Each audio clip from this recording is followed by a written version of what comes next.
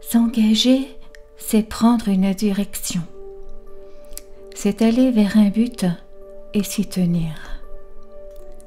Comme le dit la parabole de l'Évangile, cela signifie calculer la dépense avant de débuter les travaux, afin de savoir si l'on dispose des réserves nécessaires pour aller de l'avant.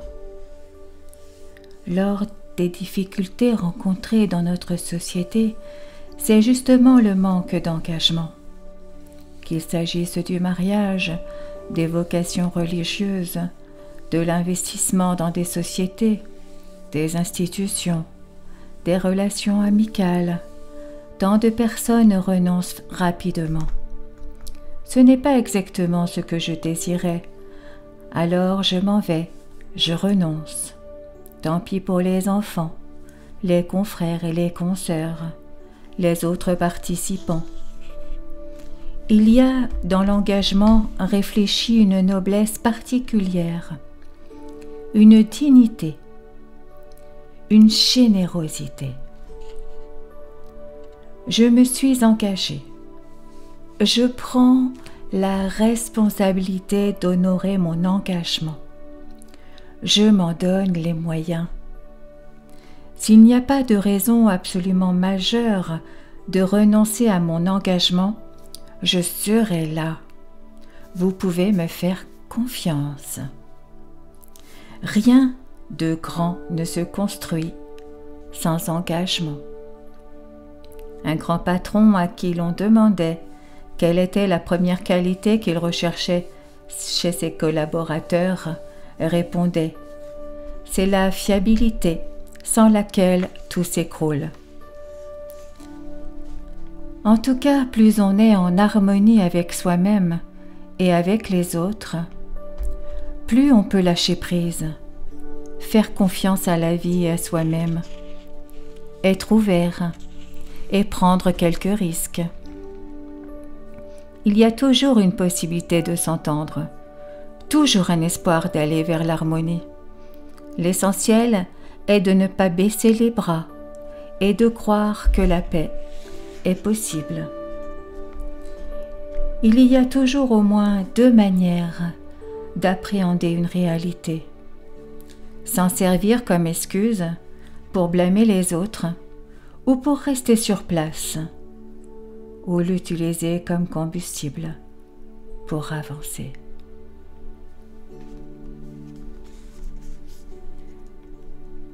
Il y a une abondance d'opportunités. Par contre, il y a une pénurie de gens capables de les saisir, de s'engager et de risquer.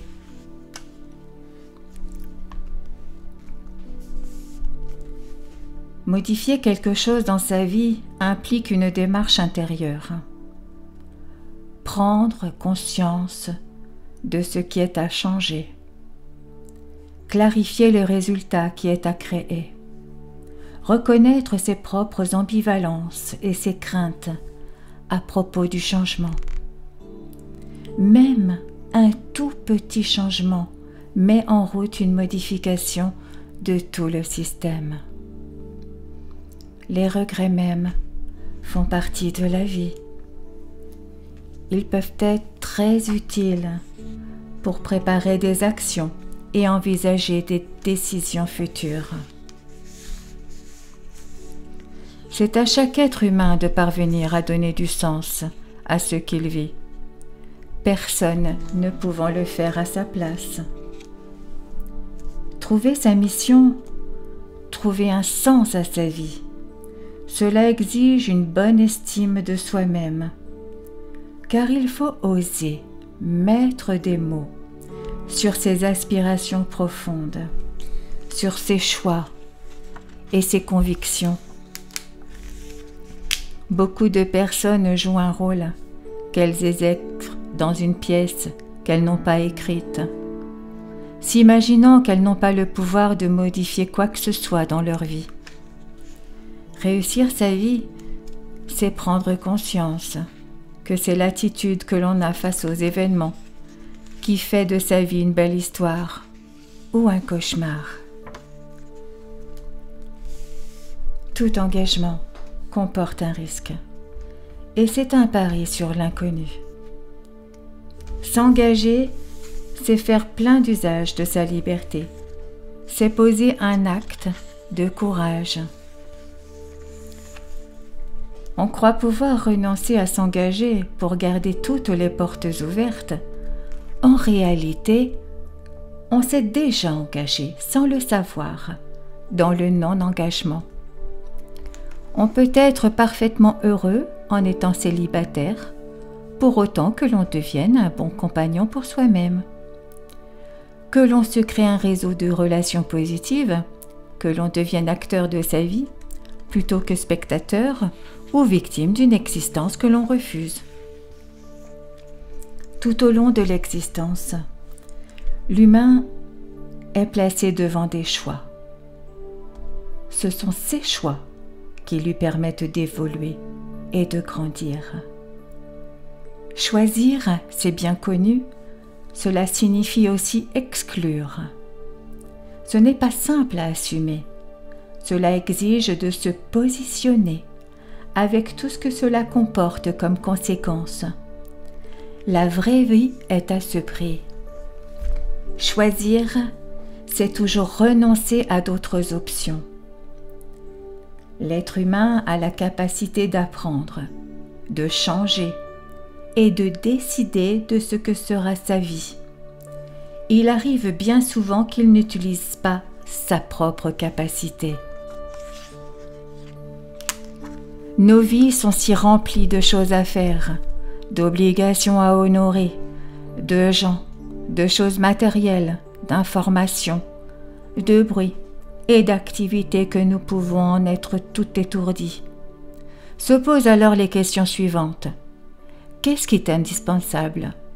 Qu'est-ce qui est utile? Qu'est-ce qui est superflu ou dérisoire? Votre vie est extraordinairement importante. Elle est unique et irremplaçable.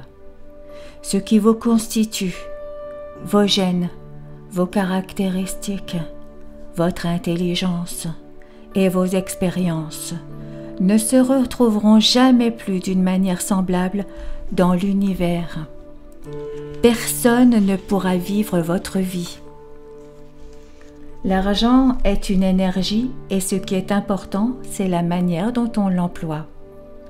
Lorsqu'une personne possède des valeurs de solidarité, de créativité, de responsabilité, elle perçoit l'argent comme un outil, comme une énergie au service d'une construction de la vie. La vraie mesure d'un être humain, c'est de voir comment il traite quelqu'un qui ne peut pas lui être utile. Souffrir à l'intérieur d'une relation, ce n'est pas obligatoire. Il est toujours possible d'apprendre de nouveaux comportements, de communiquer plus clairement, de poser des limites fermes ou de terminer la relation. La difficulté dans l'engagement, c'est qu'il commence par un choix et que choisir, c'est aussi exclure. S'engager, c'est mettre la main à la charrue et cesser de regarder en arrière.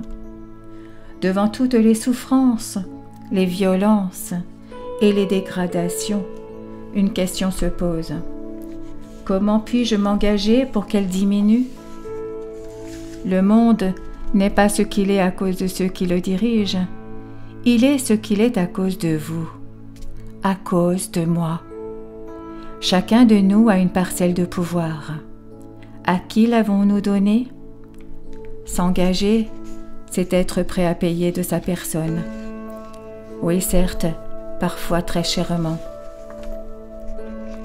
Et parfois, nous érigeons des murs tout autour de nous, non pas pour empêcher les autres de nous rejoindre, mais pour voir qui sont ceux qui nous aiment assez pour les abattre. Ainsi soit-il.